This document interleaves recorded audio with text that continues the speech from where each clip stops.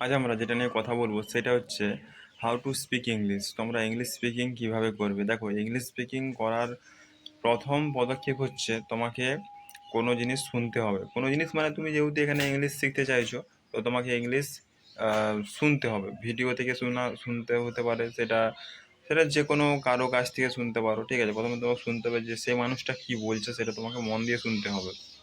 এবং শোনার পর সেটা তোমাকে লিখতে হবে, বা না লিখলেও তোমাকে সেটা তারপরে বলতে হবে যে ওটা কি বললো, ওই ভাষাটা কি বললো বা ওই ওয়ার্ডটা কি বললো, সেটা তোমাকে শুনতে হবে ভালোভাবে। শোনার পর তোমাকে সেটা বলতে হবে, এবং তারপরে তুমি এটা আস্তে আস্তে নিজেকে ইমপ্রুভ করতে হবে। ঠিক আছে, এটা একদিনে তো ইংলিশ স্পিকিং হবে না।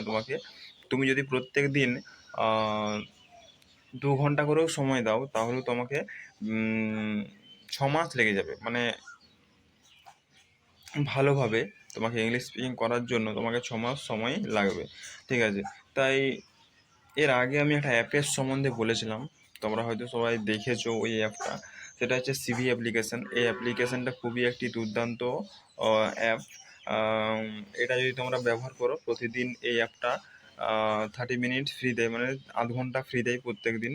তো এটা যদি তোমরা ব্যবহার করতে পারো, দেখবে অনেকটা তোমাদের ইমপ্লিমেন্ট হবে। বা এখানে তোমরা এই অ্যাপটাকে সাবস্ক্রাইবও করতে পারো। সাবস্ক্রাইব করলে তোমরা আনলিমিটেড এটা ব্যবহার করতে পারবে। আনলিমিটেড ব্যবহার করতে পারবে। সারাদিন তুমি ব্যবহার করতে পারো। জেনারেলি সারাদিন কেউ প্র্যাকটিস করে না। আহ, কেউ 2 ঘন্টা 3 ঘন্টা প্র্যাকটিস করে, এর বেশি করতে পারে না। একটা জিনিস বেশিক্ষণ প্র্যাকটিস করতে পারে না, আরও অন্যান্য কাজ আছে। তাই ওই অ্যাপটা আধ ঘন্টায়, আমি মনে করি যে আধ ঘন্টায় এনাফ টাইম। আধ ঘন্টায় যদি কেউ প্র্যাকটিস করে, অনেক কিছু সেখান থেকে শিখতে পারবে। ঠিক আছে, এই আধ ঘন্টা প্র্যাকটিস করো, অবশ্যই অনেক কিছু এখান থেকে শিখতে পারবে এবং জানতেও পারবে। ঠিক আছে, আর তোমাকে সেন্টেন্স মেক করতে হবে। সেন্টেন্স প্রতিদিন মেক করতে হবে, এবং তোমার এই নতুন নতুন সেন্টেন্স মেক করতে হবে যে উম, তোমার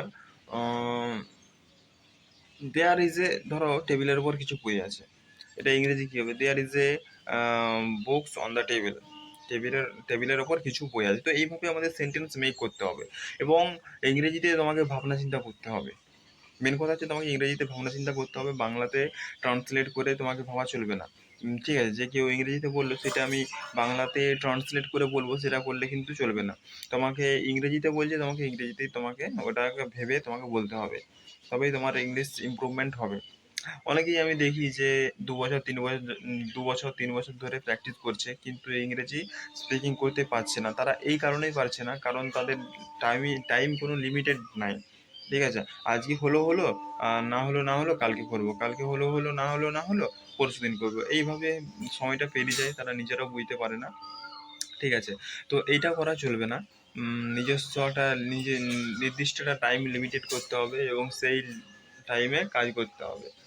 আহ,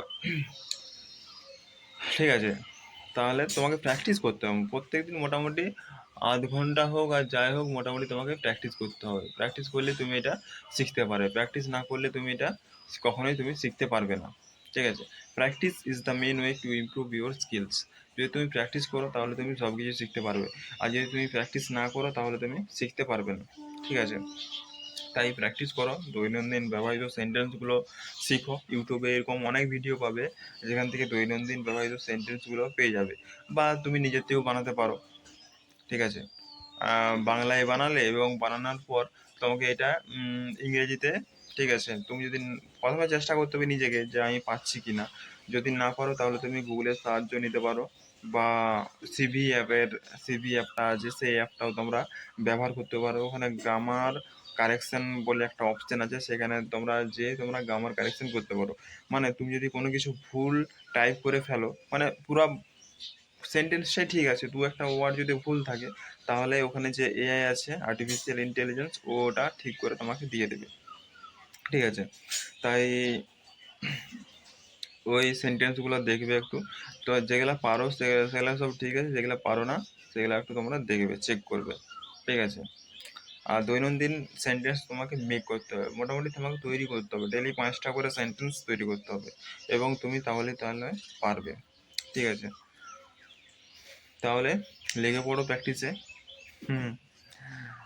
তোমাদেরকে অসংখ্য অসংখ্য ধন্যবাদ, তোমরা টাইম খরচ করে আমার এই ভিডিওটা দেখছো। তার জন্য অসংখ্য অসংখ্য ধন্যবাদ। Thank you. পরের ভিডিওতে দেখা হবে, ততক্ষণ কি সবাই ভালো থাকবে। ধন্যবাদ।